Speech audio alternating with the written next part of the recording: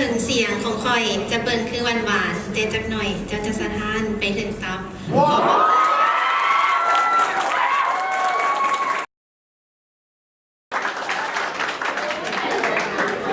าวขอเสียงตบมือให้ผมเลยเนาะเป็นการไม่ต้องตัวเองที่แบบนำสภาพกันหน่อยก็ต้องเป็นบ้านเลยเนาะจะว่าเรื่องกติกาเนาะกติกามีว่าค่ะ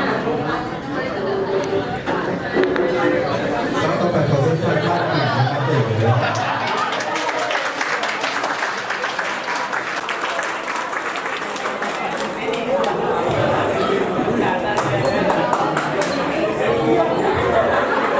สบายดีทางคณะกรรมการและผู้การทุกคนข้าพเจ้านางลินดาต่างนางไฟค้านจากคณะบริหารธุรกิจและสบายดีมายังทางฝ่ายเสนอของทางพวกเรา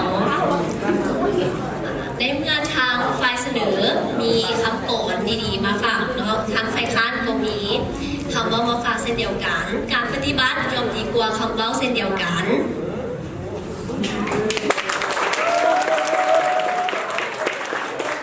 สบายดีทางคณะกรรมการและของทุกคนทุกคนข้าพเจ้าซิวานาเนี่ยรอดอินทพรมาจากสาขาการเงินการธนาคารแล้วก็สบายดีทางฝ่ายเสนอเช่นเดียวกันศึกษาดียาหีบห้าวท่าใจฟ้าวแลนำเอกชนทุกใจตนซอกคิดแนววิธีเก่งและดีบ่อาจเท่าสุสการอย่าได้ปะการนำของภาครัฐคิดคักว่าจะหักในด้านใดแล้วใส่ใจศึกษาหำเฮียนหูจึงจะหูว่าสิ่งใดประเสริฐสีแท้และดีบ่อาจเท่ารัฐบาลขอบใจ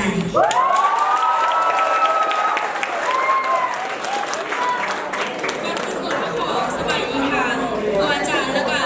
เพื่อนทุกคนเนาะข้าพเจ้าชื่อว่านางมณิซาสวรรณพักดี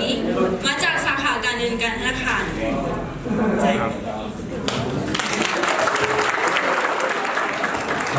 มันเป็นการต่อยกันในห้องหนึ่งนะเจ้าเป็นการทางฝ่ายข้ามเลยกับมีคำคมเป็นธรรมดาเห็นเรา